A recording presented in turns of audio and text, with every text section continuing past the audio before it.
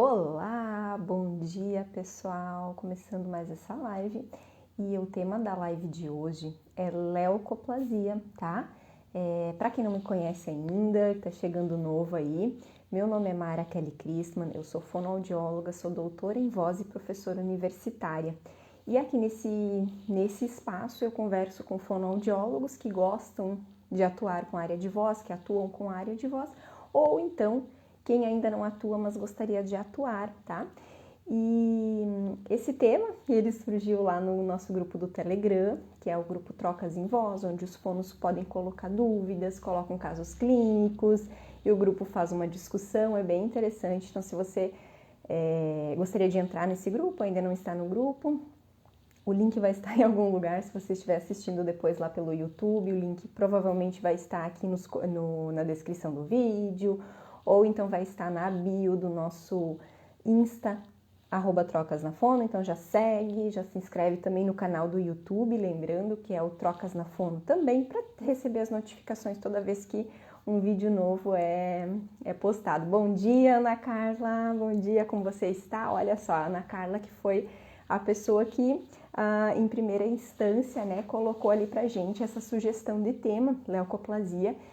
E não é só ela, né, que fala, que tem dúvidas sobre essas questões. Eu até coloquei uma enquete agora há pouquinho nos stories e várias pessoas já responderam, né, que tem dúvidas. E eu, assim, vou fazer hoje essa live dentro do quadro Trocas com Artigo Científico. Então eu trouxe um artigo científico pra gente ler não, né, eu já li, eu vou compartilhar com vocês.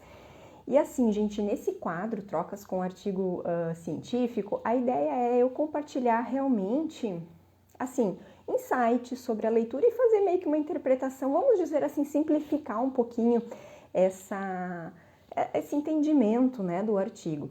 Por que eu faço isso, assim? Porque eu já tenho por hábito, né, ler artigos científicos e não me custa nada compartilhar com vocês esses insights, porque eu sei que muita gente às vezes não tem tempo de ler, então assim, às vezes assistir uma live fica muito mais fácil, coloca ali no carro, ou assiste o vídeo gravado e vai, né, enquanto que tá no trânsito, tá dirigindo, ou então assim, ó, às vezes o pessoal fala que não tem tempo, né?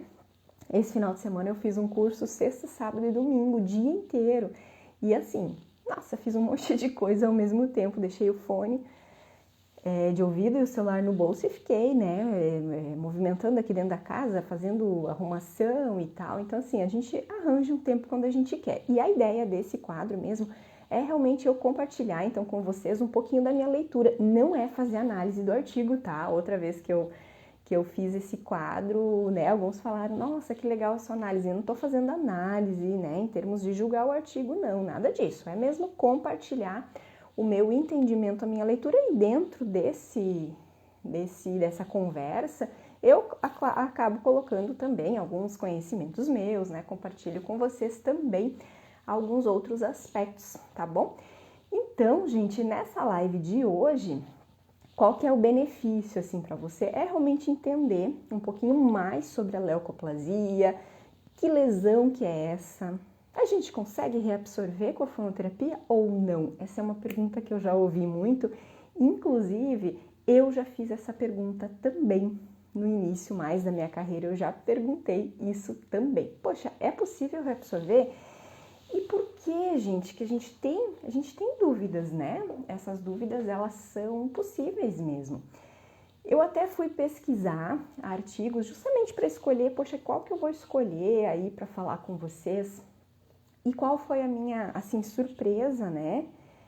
Quer dizer, não tão surpreendente, né? Mas assim, a gente não tem muitos artigos com relação ao tratamento fonoaudiológico da leucoplasia, tá? Então, por isso, a gente tem um pouquinho mais realmente faltam dados científicos para a gente poder ter, assim, maior propriedade para falar.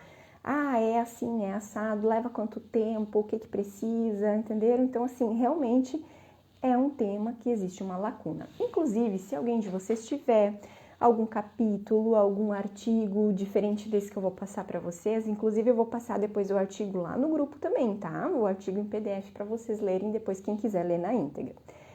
Mas quem tiver algum outro artigo científico e queira compartilhar, fica à vontade lá no grupo Trocas em Voz, pode compartilhar também, tá bom? Mais uma colocação, se alguém tiver também sugestões de temas, tiver sugestões de artigos, a pessoa lê um artigo legal e quer compartilhar, pode enviar para mim também, pode enviar lá no grupo que eventualmente eu posso fazer também a fala, fazer esse quadro de trocas com artigo científico, utilizando um artigo que vocês me enviaram também, tá?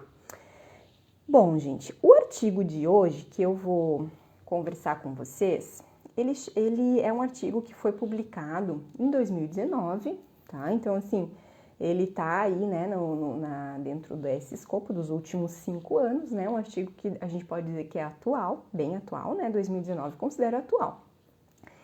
E ele foi publicado no Jornal Brasileiro de Otorrino, tá?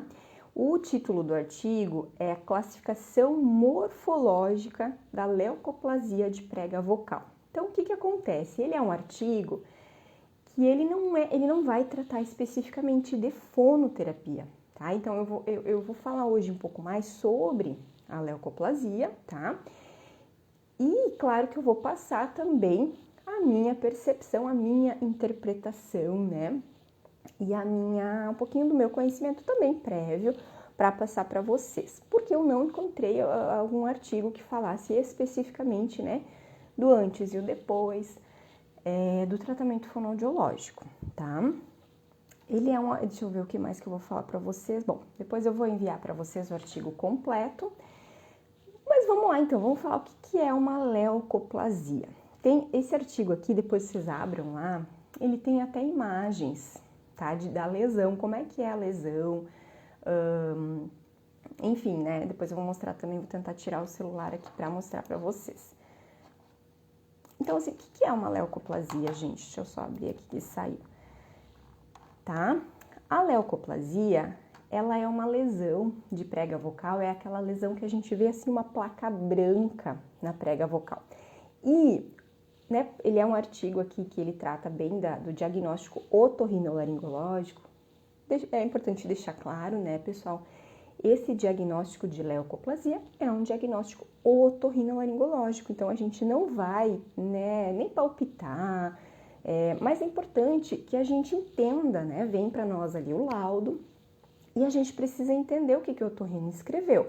Por isso que é importante a gente também ler esse tipo de artigo, ter esse conhecimento. Bom dia, né? Todos que estão entrando. Hoje também comecei a live um pouquinho mais tarde, né? Enfim, aí eu acho que já foi dando um pouquinho mais de tempo. Tem gente que está acostumada, às vezes eu faço às 7, mas hoje fiz um pouquinho mais tarde. Então, assim, é importante a gente ter o conhecimento sobre isso.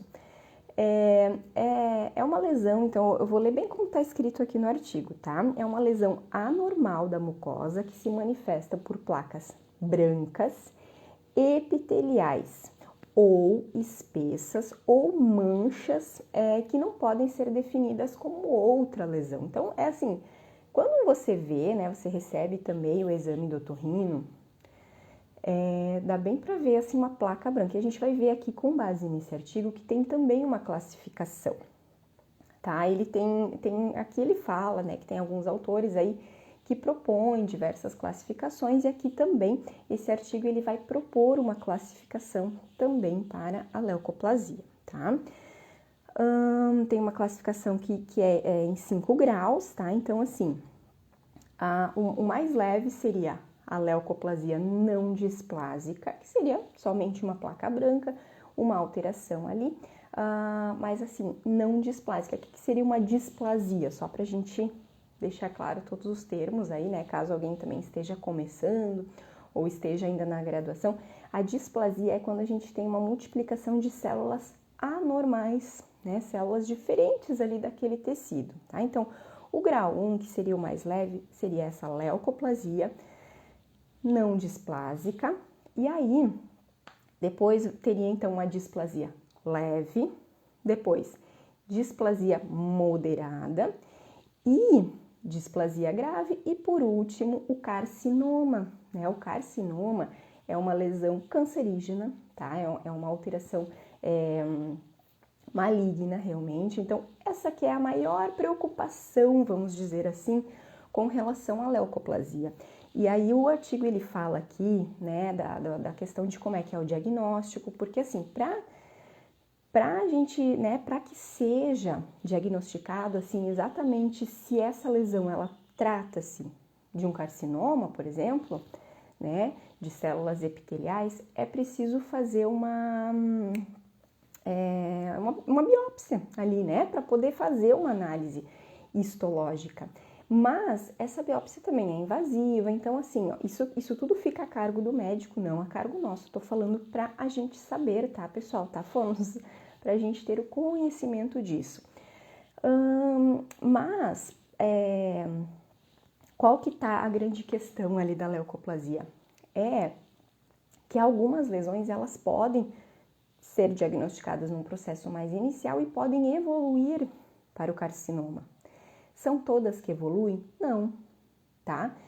E óbvio, né, que quanto maior o grau aí dessa leucoplasia, o grau de alteração, vamos supor assim, a gente tem uma maior tendência de evoluir para carcinoma ou mesmo de já se tratar de um carcinoma. Então ele vai falar aqui sobre a questão do diagnóstico que eles utilizam, né, que tem um exame diferenciado para poder identificar, mas que a maioria realmente dos otorrinos se utilizam do quê?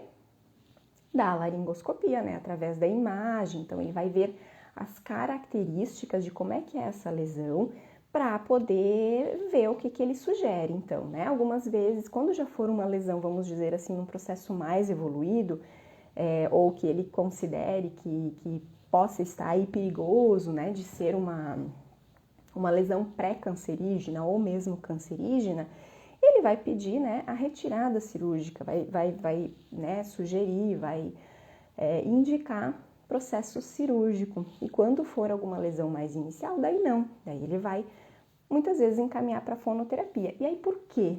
Né, gente? Será que nós, fonoaudiólogos, nós vamos ter a responsabilidade de reabsorver isso? Como é que será que é isso aí? Já vou falar disso, deixa eu só ver. Ana Carla perguntou aqui, no exame laringo-otorrino consegue classificar o grau? Sim, ele classifica o grau, tá? Até, isso aqui tá bem lá embaixo do artigo, eu ia falar depois, mas deixa que eu já vou falar agora, já que você perguntou. Deixa eu achar aqui o grau. Onde está? Aqui. Então, assim, o que ele vai olhar, né? Deixa eu falar, então, para vocês quais são as características que ele vai olhar com base nesse artigo, tá, gente? Pode ser que eles considerem aí outros autores também, né? Então, às vezes pode vir outros termos. Eu digo assim, ó, sempre que a gente tem dúvida sobre o que o otorrino escreveu ou alguma questão de entendimento, a gente faz contato com ele e procura entender, tá? O que ele quis dizer. Mas, vamos lá. Então, assim, primeira coisa que ele vai olhar, ele vai ver assim, ó, como é que está o plano ali da lesão. Ele pode ser lisinho, pode ser elevado, né? Então ele já não está aquela coisa ali, já está elevado, mas pode estar liso e a superfície da lesão ela pode estar rugosa também, tá? Isso também tem a relação com o grau. Quanto menor o grau, ela vai estar mais lisinha e às vezes não vai estar elevada, não vai ser uma lesão elevada, né? Quanto maior o grau, pode estar também rugosa. E aí também o tamanho, né? O tamanho dessa lesão, primeiro, se é uni ou bilateral, né? E o tamanho dela, se ela ocupa menos de metade, menos de 50% do tamanho da prega vocal, mais de 50%, aonde que ela está localizada, se ela está... a gente sabe, né, pessoal, que lesões na região mais anterior da prega vocal, elas interferem muito mais no quê? Na produção vocal, no som da voz, né, na qualidade vocal. Então, assim, isso também vai estar escrito ali quando não vier o vídeo para vocês. E eu vou mostrar, vou aproveitar esse momento que eu tô falando aqui disso e já vou mostrar para vocês aqui as fotinhos que tem no artigo, tá? Deixa eu só pegar o celular aqui, vai balançar um pouquinho. Bom, gente, olha só. Então, essa imagem aqui, ó, a gente tá vendo uma lesão que é lisa. não sei se dá para ver tão bem, né? Porque a luz, claro, interfere um pouquinho aqui a claridade, mas é bem aqui, ó, tem até a flechinha, aqui tem a legenda, ó. Então, a é o tipo plano e liso, tá? Então, é aqui. E aqui depois tem a parte histológica também. Depois a B é uma leucoplasia do tipo elevado, mais liso, olha só. Então, aqui a gente já tem, ó, bilateral. Aqui, uma lesão maior e aqui um pouquinho menor. A gente tá vendo liso, porém elevado, né? Já está num plano elevado, não está totalmente ali alinhado, né, com a prega vocal. E na imagem C é o tipo rugoso, né? Só para a gente conseguir ver isso que eu estou falando aqui para vocês. Estão vendo assim, ó, um tecido granulado? E olha só como aqui também nessas imagens a gente consegue ver justamente a associação, né? Elevado, ó, já é maior do que quando é totalmente liso, né? E depois, quando a gente tem o rugoso, olha só o tamanho, né, que ocupa isso aqui. Ocupa as duas pregas vocais e ocupa quase toda a porção realmente, né? Aqui, acho que toda a porção realmente aqui, tá? Deixa eu voltar aqui para mim agora. Deixa eu colocar aqui de novo. Então, só para mostrar para vocês as imagens.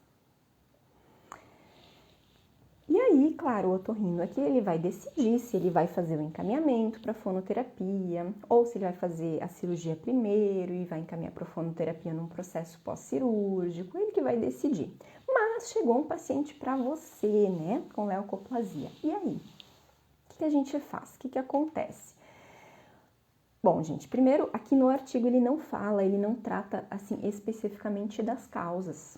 Tá? Ele não fala sobre isso, mas eu vou contar um pouquinho para vocês, assim.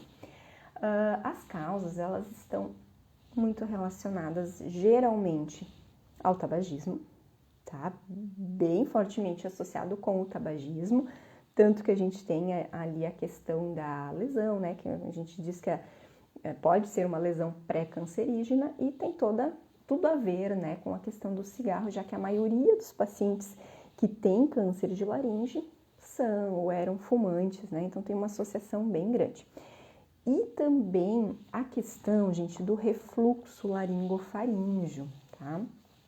Na verdade, até o artigo fala um pouquinho das causas, agora eu tô lembrando. Ele fala o quê? Que não existe não tem como classificar uma causa direta, né? Na verdade, é uma coisa multifatorial e ainda não tem como estabelecer exatamente, é disso. Então, a causa é estabelecida ali pensando com base no histórico. O fato é que muitas vezes o otorrino, quando é uma lesão ali menor, que não precisa de cirurgia, ele vai pedir o tratamento medicamentoso, né? Ele vai sugerir, aliás. Óbvio, também vai sugerir a questão do cigarro, de interromper esse hábito, né? Alguns pacientes seguem, outros não, mas é importante que o paciente realmente siga.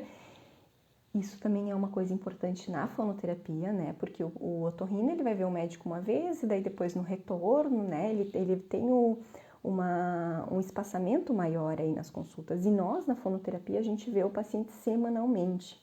Então, a gente consegue ter, assim, uma proximidade maior do paciente, né?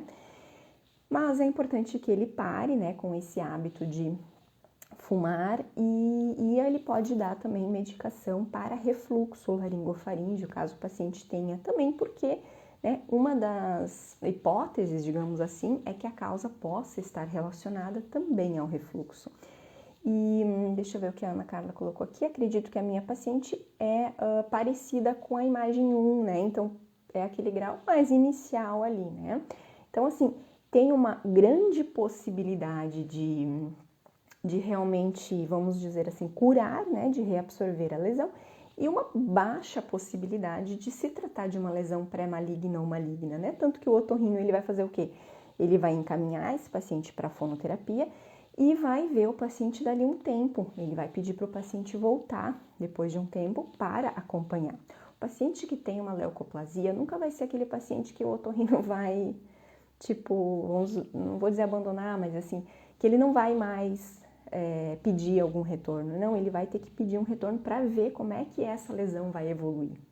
Será que ela está crescendo? Será que ela vai piorar? Opa, sinal de alerta. mas se ela melhorar, já é um sinal bom. E agora, vamos falar um pouquinho, gente, depois eu vou falar mais algumas partes aqui do artigo, mas, ó, a Ana Carla tá colocando, foi exatamente isso que o otorrino fez, né? Então, o que a gente faz na fonoterapia com esse paciente? Assim, o que acontece? Eu acho que é, assim, um pouquinho de pretensão, né? Se a gente falasse assim, e a fonoterapia, a gente às vezes usa esse termo, né? A fonoterapia, né, é possível reabsorver e tal.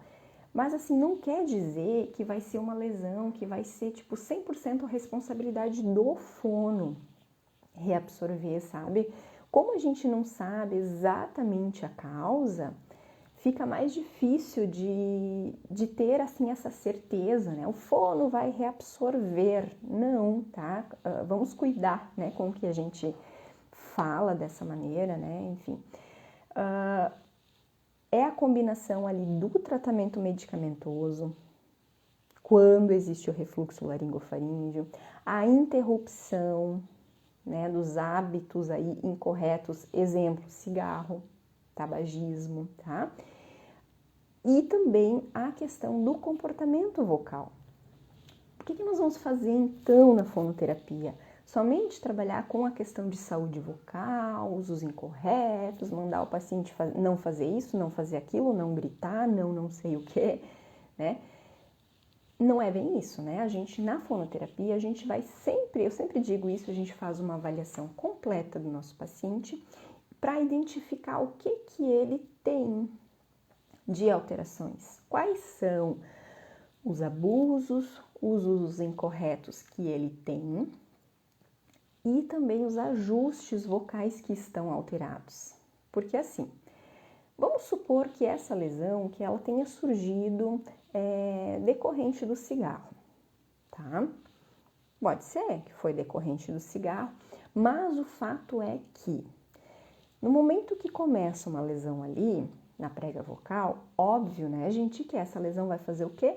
Vai alterar a qualidade vocal do paciente e vai fazer com que o paciente ele tenha algumas adaptações. Ele modifique um pouco, ajustes, ele pode fazer um pouquinho mais de esforço, pode ser, por exemplo, um cantor. Já vi casos de cantores, né, que tem leucoplasia e às vezes associados a cigarro, por exemplo, né? Então, é um paciente que ele já vai já vai adaptar os seus ajustes vocais musculares ali. O que acontece? Na fonoterapia nós vamos ter que trabalhar esses ajustes, porque se ele fizesse só o tratamento medicamentoso e também, vamos supor que o otorrino orienta para ele que ele pare de fumar e o tratamento medicamentoso, beleza? Pode ser até que reabsorva, porém aqueles ajustes que o paciente desenvolveu, associados ou decorrentes aí do processo da lesão, esses ajustes eles não vão cessar sozinhos. Por isso que ele precisa do fono, por isso que é aí que a gente vai atuar, justamente nesses ajustes. E é a nossa missão, né, a nossa função, dentro da avaliação, a gente conseguir com muita clareza identificar quais são os ajustes incorretos que o paciente está fazendo, o que ele está fazendo para compensar. Esses ajustes ele sempre teve, ou esses ajustes começaram depois do desenvolvimento dessa lesão aí, tá? Tudo isso é importante para a gente entender, fazer o raciocínio, né, de toda a evolução da disfonia do nosso paciente para que a gente consiga tratar exatamente esses comportamentos, tá? Então, isso aqui é bem importante. Olha só, Ana Carla está colocando aqui, essa minha paciente é repórter, não é fumante, porém tem alguns ajustes incorretos, né? E eu acho que você tinha colocado também, Ana Carla, lá no grupo, né, que foi passado tratamento, né, para refluxo, então, muito provavelmente, assim, ela tem um refluxo laringofaríngeo. Dá uma olhada no exame, se você tem o vídeo, acho que você tem o vídeo, né, já que você falou ali pela imagem da lesão, se ela tem também, por exemplo, edema de região posterior, né, hiperemia, que é aquela vermelhidão, né, de região posterior. Então, pode ser que essa leucoplasia esteja associada ou tenha sido causada pelo refluxo, né? Que é uma das causas aí possíveis. Então, óbvio que ela vai ter que tratar o refluxo, e aí também, assim, a tua função enquanto fono, que eu digo assim, ó, a gente tem esse contato semanal com o paciente e a gente vai ajudando ele a sentir os sintomas, né? O que é sintoma de refluxo? Porque às vezes eles não têm sintoma nenhum, sabe? Eles não sentem, aliás, sintoma nenhum, eles não sentem sensação nenhuma de alteração, pode sentir somente o pigarro, e a gente vai ajudando ele a identificar, e com isso ele vai ter um maior autoconhecimento sobre, né, o próprio refluxo, e ele vai conseguir perceber se está melhorando ou não. Isso também é algo importante assim que a gente faz, porque senão ele vai esperar só dali a não sei quanto tempo que o otorrino pediu para ele voltar, dali 1 mês, dali 2 meses. Então a gente vai ajudando o paciente a identificar.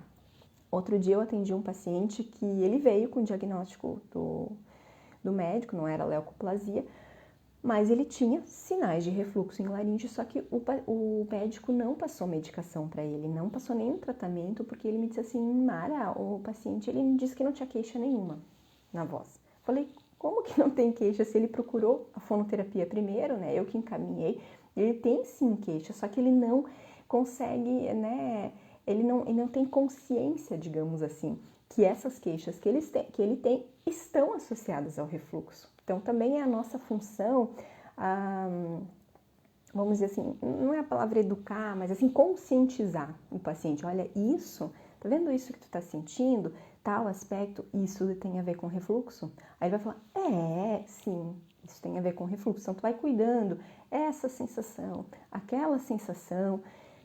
E às vezes, outra coisa que acontece, quando o paciente melhora, por exemplo, do refluxo, ele para de perceber, né? Ele para de sentir. Então, também é a nossa função perguntar, lembra aquela sensação que tu me disse, tal dia, disso e daquilo? Ah, sim, tu tá sentindo? Ah, pois é, não tô, é verdade. Olha, eu nem tinha me dado conta que eu não tô mais sentindo. Tá? Porque o paciente, a hora que ele para de sentir, também ele vai parando, né? De perceber, de se dar conta disso. Então, a nossa função também tem a ver com isso, tá? De ajudar o paciente. Inclusive, gente, nossa função também está muito relacionada a evitar que piore, porque assim, ó, vamos supor que, assim, como a gente tem ainda poucos estudos, é difícil dizer com toda certeza, tá? O que eu vou falar agora, mas teoricamente, eu acredito que se o paciente, por exemplo, se ele tem usos incorretos da voz aí, né? Enfim, eu acho que é mais difícil o organismo dele, porque quem que vai reabsorver a lesão? O remédio vai reabsorver a lesão? Não. O remédio, por exemplo, no caso aqui da Ana Carla, que falou que o médico passou um tratamento para refluxo, vai evitar de que o refluxo aconteça, né? O refluxo ou vai reduzir a ocorrência desse refluxo laringofaríngeo. O remédio não vai atuar como uma pomada ali na lesão que vai fazer aquela lesão curar. Não, não é isso, vai evitar o refluxo. Então, o remédio não evita, por exemplo, atrito, ataque vocal brusco. Então, é isso a gente tem que fazer com que o paciente evite. Porque se ele tem uma lesão, um machucado, sei lá, e aí ele continua com esses processos de atrito, com esses processos aí, eu acredito que pode dificultar mais ainda a reabsorção. Por isso que nós temos um papel importante dentro desse processo e por isso que o otorrino encaminha para fono, né? Senão ele não precisaria encaminhar, ele faria só o tratamento medicamentoso, né? E óbvio que é porque também o paciente já tem se ele tem uma lesão em prega vocal, ele já vai ter também uma disfonia, né? Como eu falei, vai acabar fazendo ajustes, vai adaptar alguns ajustes, tá? Gente, dúvidas podem escrever aqui, deixa eu ver o que mais aqui eu anotei aqui para falar com vocês, tá? Olha só, então aqui ele traz um dado na introdução de outros autores, né? Que as taxas, primeiro, Ele fala que não há consenso absoluto sobre o tratamento da leucoplasia de prega vocal. Isso aqui é interessante. Então, não há um consenso, tipo, um protocolo único. Então, é realmente a avaliação ali do otorrino e ele vai ver os graus e vai definir o que ele vai fazer de tratamento, se ele vai pedir a cirurgia, se ele vai pedir biópsia, enfim, tá? Não há um consenso protocolar assim definido. O que eu ia falar antes, olha só. Há uma tendência, né, dessa leucoplasia se transformar em uma lesão pré-maligna ou maligna, tá? E as taxas, conforme a literatura, que ele cita duas referências que trazem essas taxas, as taxas de transformação, né, da lesão leucoplásica ali para maligna ou para displasia, né, elas variam entre 11% a 25%, tá? Mas a identificação de quais pacientes terão suas lesões transformadas é complexa, né? Então, assim, vai muito realmente de avaliar todos esses aspectos e mesmo assim não é 100% garantido, né? Ah, esse paciente ele tem uma leucoplasia leve, não vai se transformar numa lesão maligna. Não dá para dizer isso assim 100%. Tanto que o objetivo desse artigo aqui, deixa eu dizer para vocês aqui, o objetivo desse estudo foi avaliar a confiabilidade da classificação morfológica e a correlação entre os tipos morfológicos e os graus histopatológicos da leucoplasia de prega vocal. Então, olha só, basicamente eles tinham aqui, esse grupo de estudos tinham uma casuística de 375 pacientes, né, que realizaram a biópsia ali, né, e eles tinham também as imagens do exame laringológico. Então, eles fizeram o quê? Eles pegaram as imagens, já tinham os dados objetivos, né, realmente se a lesão era maligna, não era maligna, né, displásica, enfim. Já tinham esses dados em função da biópsia, mas eles convidaram 2 otorrinos para ser juízes e para avaliar através da imagem, que é o exame mais comum realmente que os otorrinos costumam realizar. Para olhar através das imagens e fazer a classificação, né, dessa leucoplasia. E os resultados foram bons, assim, eles mostraram uma confiabilidade moderada, né, então quer dizer que a maioria, assim, 70 e poucos por cento houve, depois eu vou ver aqui o dado certinho, mas mais de 70% houve de confiabilidade, ou seja, de concordância entre os 2 otorrinos e concordância também com o que a análise histopatológica aí mostrou, tá? Ana, deixa eu ver o comentário aqui. Além das questões comportamentais que precisamos avaliar, penso que na escolha das técnicas deveremos ter cuidado em eleger e ter os cuidados com a dosagem e a forma com que o paciente está fazendo. Sim, sempre a gente vai ter que ter esse cuidado com a dosagem. Todos os pacientes, tá? A gente vai ter que ter cuidado para ajustar essa dosagem. Eu falo muito sobre isso não adianta dar um exercício que seja pouquinho demais, mas também que passe do nível também não é interessante, né? Tudo precisa ser de forma moderada e suave. Aí depende do comportamento desse paciente que você identifica, porque às vezes pode ser um paciente que ele não é necessariamente um paciente que tem uma disfonia hiperfuncional, né, que tem um histórico de aumento de tensão muscular, daí isso tem que ser identificado na avaliação. Pode ser que ele acabe desenvolvendo um aumento de tensão em função do ajuste que ele usa, né? Então a voz começa a ficar rouca, ele começa a apertar mais para tentar mascarar um pouquinho isso. Então, mas de uma forma geral, eu penso que sim. Eu acho que não teria motivo para você fazer um aumento de força, não, só se o paciente tem alguma outra coisa associada, mas só pela leucoplasia não teria necessidade de fazer um aumento de força, não. Acredito que reduzindo, né, sempre pensando em reduzir, claro que é difícil falar, né, porque tem que ver os dados realmente da avaliação aí do paciente, mas reduzir realmente esses abusos, esses usos incorretos, tá? Que mais, gente? Deixa eu ver. O que mais aqui do artigo para falar para vocês? Que eu selecionei aqui para falar. Olha só que interessante outro dado, né? Então, dos 364 pacientes, 97% eram do sexo masculino. Interessante, e é diferente do caso da Ana Carla aqui, que é uma mulher, né? Então, a maioria do sexo masculino. As idades variaram entre 31 e 86 anos, então a gente vê que até pacientes jovens não tem diferença, né? Aqui, ó, 78% de confiabilidade que eu falei para vocês entre, né, a avaliação do otorrino e a avaliação da análise histopatológica. Tá, gente? É um artigo bem interessante, vou já enviar para vocês aqui para eu não esquecer, tá bom?